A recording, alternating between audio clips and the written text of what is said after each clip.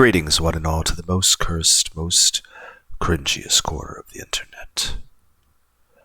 A YouTube channel content creator, actively alienating everyone in both the analog and digital world. Well, welcome and good evening, wonderful dice of all alignments. I am Lunar D8. This is Let's Play Siren's Call, Escape Velocity Blind.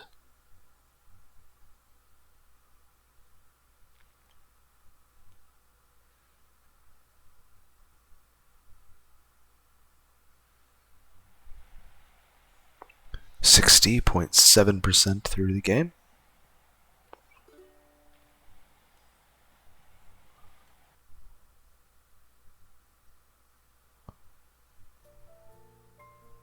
I find myself at Judith's house once again. At this point, Andy probably would have stormed the front door or screamed something at me from her bedroom.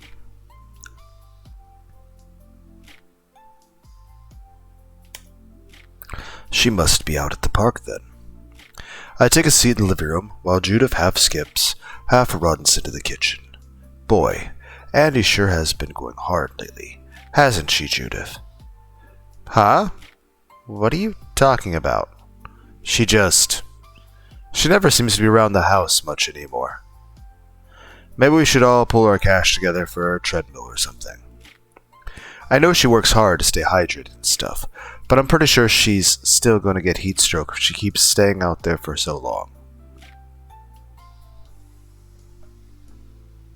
I hear Florida has 2 seasons, summer and hot summer. I wouldn't worry too much about buying equipment for the house. Seems like kind of a waste if she's only going to be here for breaks and stuff. What? Judith places a rather large cup of sweet tea on the table and sits next to me.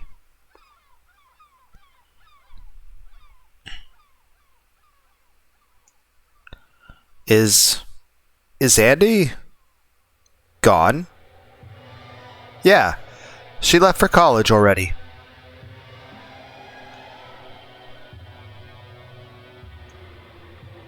What? Why didn't you tell me that? Because I thought it was obvious.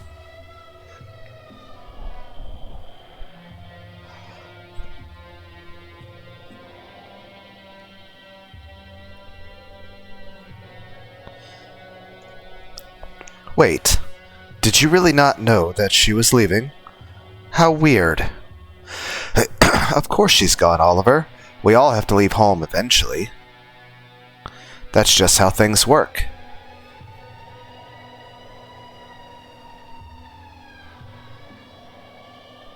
Why am I disintegrating? What happens if I click regress?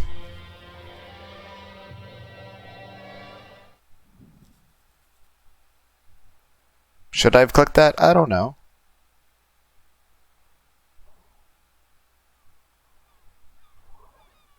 Okay, so it's just if I want to watch the scene again. Rapidly tapping the spacebar.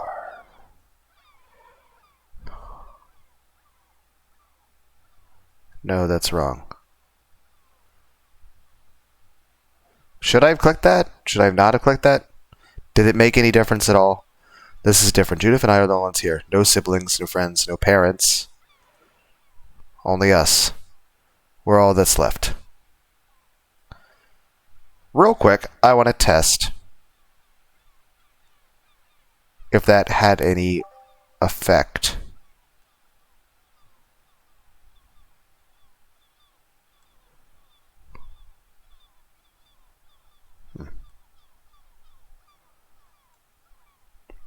I know this is a bit odd, but I just want to check to see if this changes anything. At this point, Andy probably would have... Okay, so this goes back to this point. At least it's not a very long thing. I just rapidly tap the spacebar. I don't know if regress does anything at this point in the game. But we're testing that out. Is Andy... What? Why didn't you tell me that? Because I thought it was obvious. Wait, did you really not know she was leaving? How weird.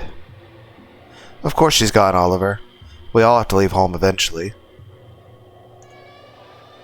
That's just how things work. That's just how things work. That's just how things work. Okay, so we'll just sit here and wait and see if not pushing the regress button has any effect of this, because I know... Because I know in the earliest part of the game it just gave me a choice of... You know, picking different dialogue options.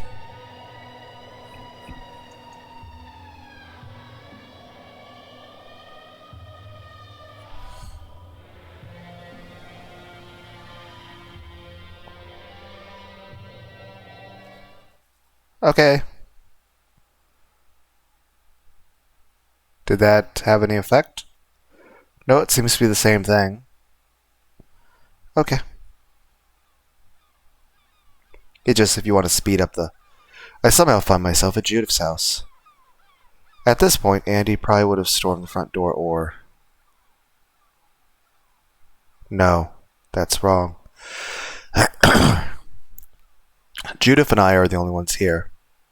No siblings, no friends, no parents. Only us. We're all that's left. I mean, Emil's still around, right? I take a seat in the living room, while Judith half skips, half runs to the kitchen. Boy, Judith, you sure do seem... what's the word? Cheery? Pleased as punch, happy as a clam in heat. That's... okay. Sure. All of the above? Astute observations, as always, good sir. Is sweet tea good to drink? We still have left over from last time. Judith places a rather large cup of sweet tea on the coffee table and sits next to me. Judith, are you sure you're doing okay? Huh? Yes, of course. I've got 2 hours alone with my favorite person in the world. Why wouldn't I be okay? This has to be a joke. No, this is too cruel. Judith wouldn't play something like this up for laughs. But maybe it's the kind of thing she'll only be comfortable talking about if I bring it up first. Oh, I get it. You're referring to my sister, right? How... I mean, yes? But yeah, if there's anything you want to talk about, we can do that. I mean, I assume you probably feel sad about that, and... Huh? I don't understand. What is there you want me to talk about? I don't know, your feelings? You know, your sister went to college. Are you sad? Alright. Maybe this is some sort of test? It has to be, right? I mean, Andy is gone now. She's not in Siren's Call. You don't live with her anymore. That's gotta be weird, right? Surely that's not something easy for you to adjust to. Oh, right. Nah, it's fine. Did you need a spoon to stir up the sugar in your tea, by the way? It tends to sink to the bottom if you don't actually do anything about it, you know. Disgusting. A disgusting sensation slides above the membrane of my skin, as if the pores are being baptized in a bucket of worms. I suppress the urge to vomit. Why? I don't get it. Why are you even talking about that right now? Your sister is gone, Judith. How the hell are you okay with that? She's gone. Everyone's gone. So, they'll be fine. And Andy's a big girl. It's not like she needs me taking care of her anymore. None of us need each other anymore, can't you see that? And besides, her leaving town is in the past, so why even focus on it? Let's just enjoy ourselves while we can, and forget about what is done. It is done, after all. I can't read her. Why can't I read her? Is this something she's doing intentionally, or does she really not care? No, there's no way she's this indifferent about Andy leaving. How would that even be possible? Oh dear, that look on your face.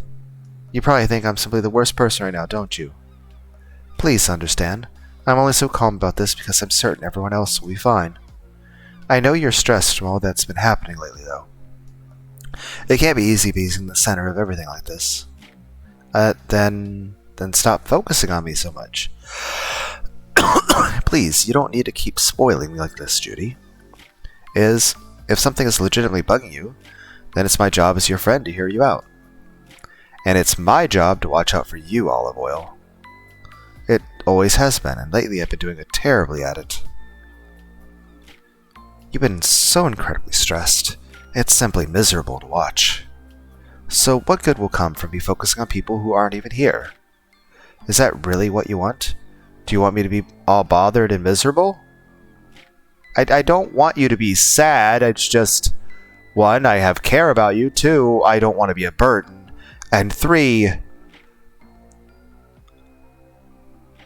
if you legitimately don't care about your sister being gone at all,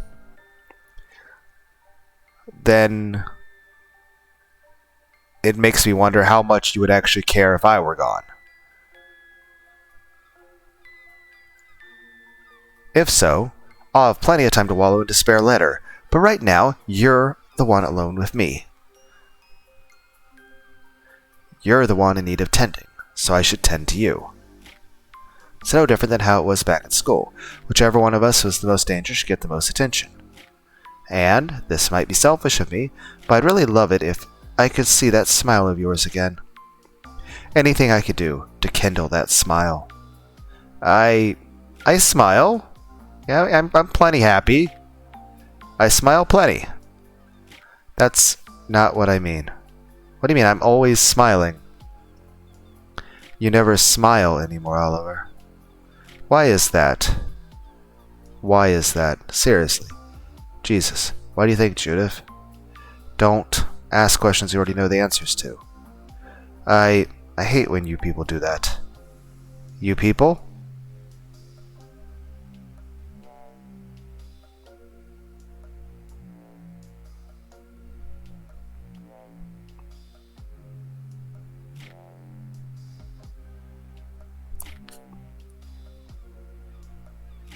Yeah, it's dishonest. It's not real. Incredible. Well, forgive me for not being part of this special brains club like you and Violet are. But it's been my job since day one to make sure that brain of yours keeps functioning. I won't let you toss it into an early grave. An early grave, huh? You know, even that seems loads better than being a murderer. Death would be a blessing compared to what I... Hello? Did you smack me? Shut up. I won't talk about yourself like that. Hate me all you like, but I refuse to let that fetid bitch drag you down to her level.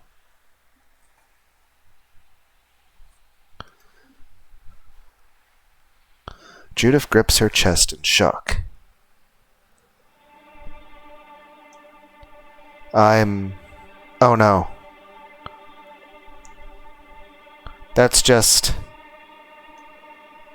Olive Oil, I'm so sorry.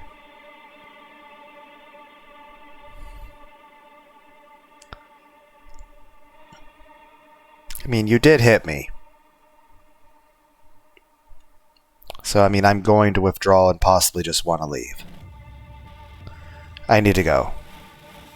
Yeah, I mean, that's basically my response to that sort of thing. I mean, unless there's some outside circumstance that prevents me from just leaving in that situation. Because, I mean...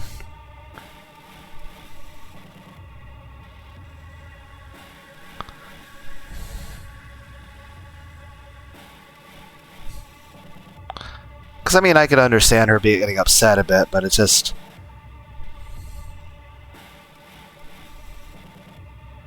I would definitely need a few days to even consider forgiving her for, actually smacking me. In general, whether it was a friend or anybody, if somebody winds up being like that, I'm not the kind of person to get angry or violent. I'm just kind of the person that would be, I'm going to feel sad, hurt, and betrayed, and I'm going to be emotionally withdrawal. And if possible, I'm going to leave and try to avoid that person.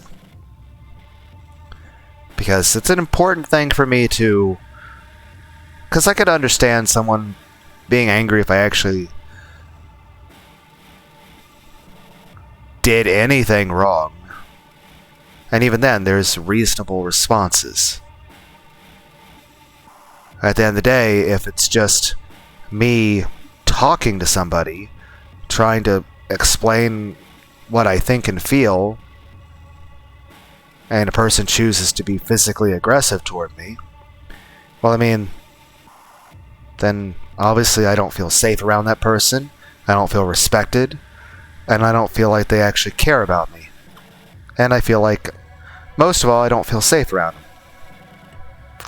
And I feel at best, they either see me as something to control or as something that they can vent their own frustrations on. And I don't appreciate any of that. Heck, I think in any situation, especially, heck, even with, anybody of an authority figure over you, like kids and parents or whatever, like I would say, like the moment someone like breaks out the belt, any amount of goodwill is just dead. Because at that point, it's just, like I said, at that point, any amount of goodwill is dead. But at this point, like, I'm talking about a different kind of extreme there. Beyond that, I would say in general, most situations,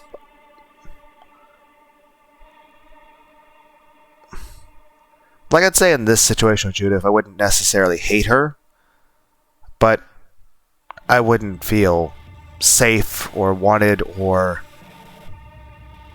most of all, I wouldn't feel safe in that situation anymore. That you chose to actually smack me. Because here's the thing. It's, heck, if you talk about relationships, it's this. Regardless of what gender you are or sexual orientation you are, whether it's a friend, platonic, or a romantic partner, if the person you're around would ever be physically violent to you, then that's not something you should stay around.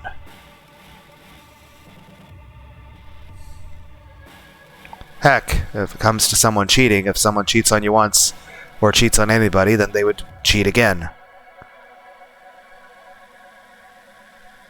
But yeah, I'd say in general my reaction to this specific scenario would be, basically, again, I feel like Oliver is, I'm playing myself in a video game. Because this is basically how I react to this sort of thing. I feel sad, I would emotionally withdraw, and I'm like, okay, I don't want to be here anymore.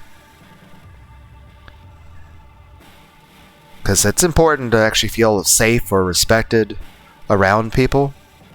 And heck, I'd say in general, in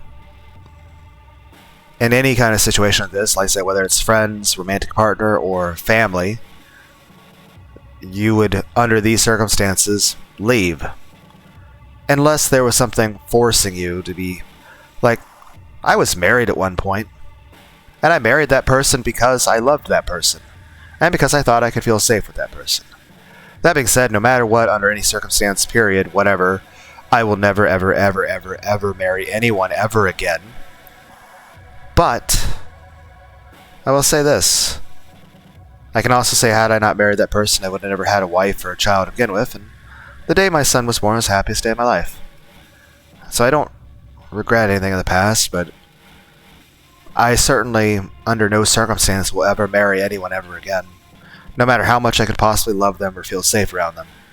Now, granted, I'll have relationships in the future, possibly even maybe live with someone. Air quotes, possibly. But even then, I am never going to marry anyone ever again. But I'll say this, in general, if I can leave a situation where someone becomes violent, I would. But like, back when I was married, one, you have the legal contract of marriage. Plus, at that point, you have a lot of the emotional feelings about this because you have been with this person for years and you have strong feelings yourself, and you definitely feel very betrayed and hurt because, again, it's not a random person, it's someone you thought you could trust. Granted, in those situations, so it's a bit more extreme than just a smack, but main point is it makes it feel like your own home isn't a home anymore, that you can't even be safe in the place where you live. You have to feel like you have to walk on eggshells, and it's not a good feeling. Like I said, I tend to be a lonely person in general, but when I was married, was the most lonely and alone I ever felt in my life. And like I said, at the moment I may not remember what a hug feels like, but I still feel less alone right now by a million miles than what I did back when I was married. And with everything going on, it was definitely a very lonely and helpless feeling. And not only do you have to deal with the legal issues of that, but also, I was worried about my son. I didn't want to lose my son. Also, I had very low self-esteem. I mean, I still do, but self-esteem was worse back then, I guess. And I kept blaming myself for everything going on, even though it wasn't my fault. But in that circumstance, not only had to deal with legal contract of marriage, but also what would happen to my child. In this situation, though, I would say whether I'm just hanging out with someone who's a friend or possibly a romantic partner, if we're not living together and we're not married and there are no kids, I mean, the person smacks me, I'm just going to leave. I don't want to be around somebody I wouldn't feel safe around. Now, obviously, in this circumstance, Judith is our childhood friend. I could give a tiny bit of understanding in that, but that understanding would amount to, I'm still going to be emotionally hurt. I'm still going to feel betrayed, and I'm still going to feel hurt, and I'm still going to feel like I can't trust you or feel safe around you now. My main reaction would still be I'm going to feel sad, I'm going to feel hurt, I'm going to feel emotionally withdrawn, and I'm going to want to leave. And I'm going to be less likely to want to talk to you in the future. Now, in the future, maybe she's like, oh, I'm sorry, and again, it's a childhood friend, a spur of the moment emotional issue. We give it some time and discussion, who knows. But in general, emotionally, I'm going to feel that I want to shut down and withdraw and leave.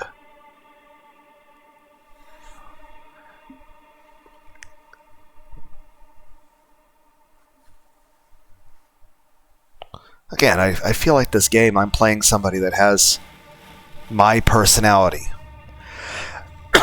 Like Oliver, Olive Oil, basically has my personality down to a T. I need to go. Wait, please. No, I'm going.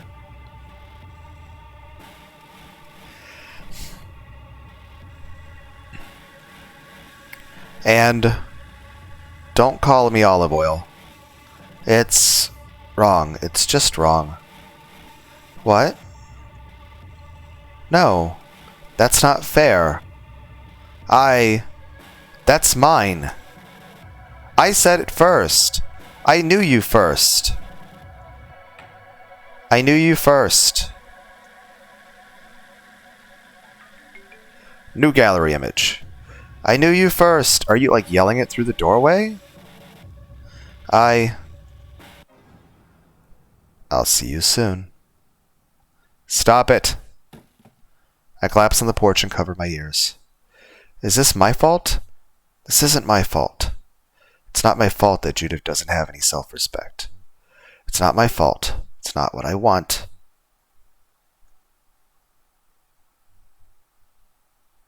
It's not what I want. Okay, we got a journal and a gallery picture.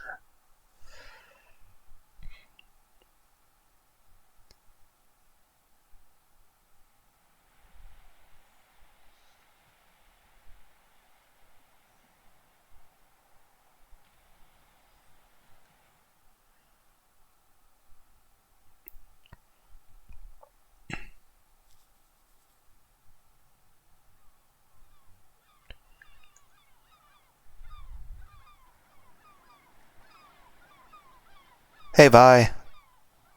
Uh-huh. She looks more concentrated than orange juice. I should keep quiet around her. At least until she's ready to chat.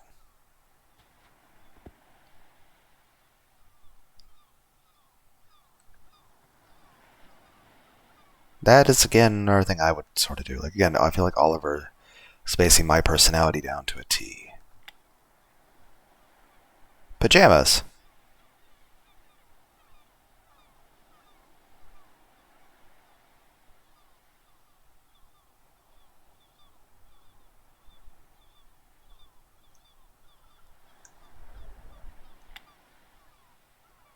It's interesting. We have ulterior designs. We have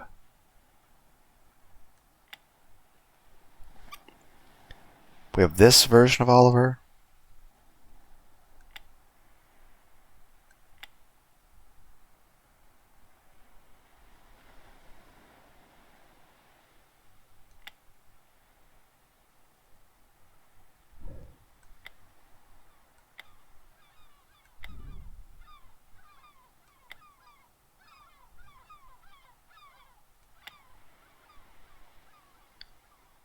Why is cookies?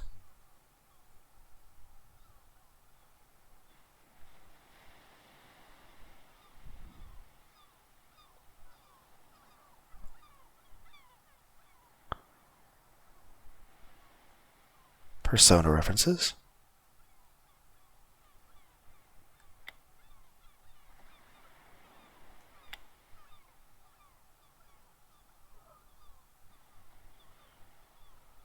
Artisan of loss. Just seeing something you weren't supposed to see.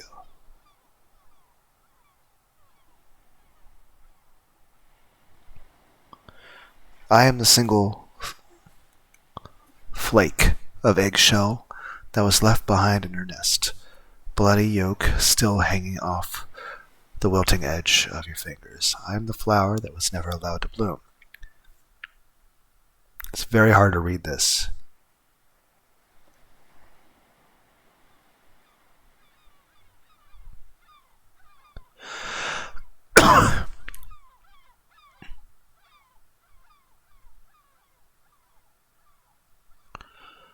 I am the flower that was never.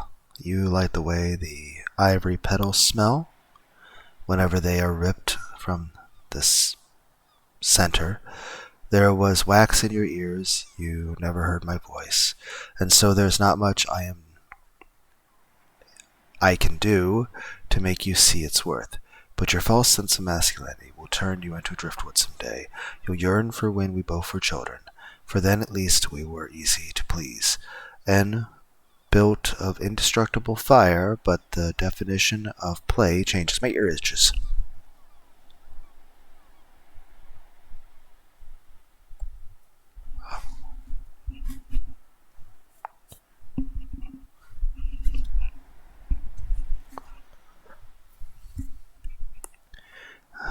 By now, you will have learned how even reckless honesty can't erase from you past mistakes, but a little water cleans everything. Soon there will be silence inside you, and as thick as the steady stench of bitumen? BIT, you and blood, you will not make it up to heaven.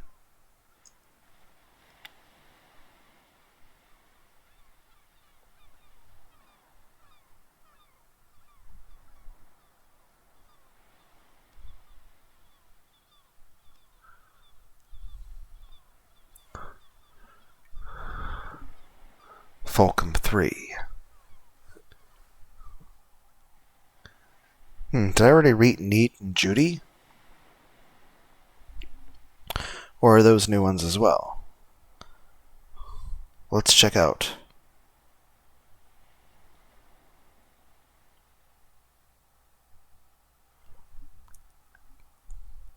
We both fell asleep the second we hit the bed. It's morning now. Judith made everyone eggs. Ah, so I'm still a virgin. I'd say there is no God, but I wake up to Violet holding my hand, so God gets a pass for today. I think I need a shower, though.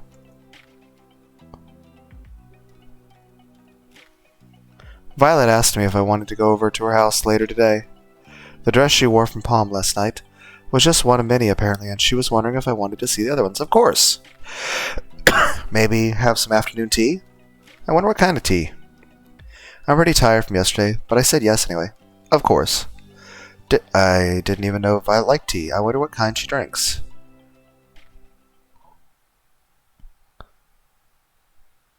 I would assume some sort of hibiscus? Well, that was neat. Did we have sex? I assume we had sex.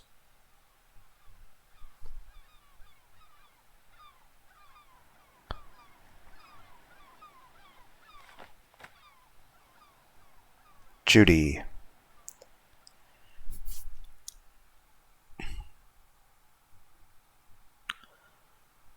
It's 11 a.m. I missed church. I completely forgot it was Sunday. I completely forgot. Fuck. What do I tell Judy? How do I even package this? We're allowed to take a day off of church. Judith called Violet's cell phone and asked if she could speak to me. She said I shouldn't worry about not hanging out today. She said only a villain wouldn't want their friends to be happy. I couldn't think of anything to say, so I just said variations of thank you until she hung up. I think I need to lay down for a bit. I need to sleep. Violet dyed her hair purple today. Oh, she must have done that while I was napping.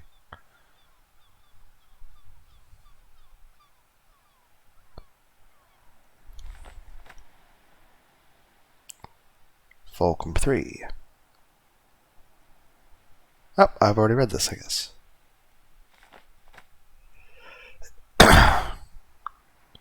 Okay.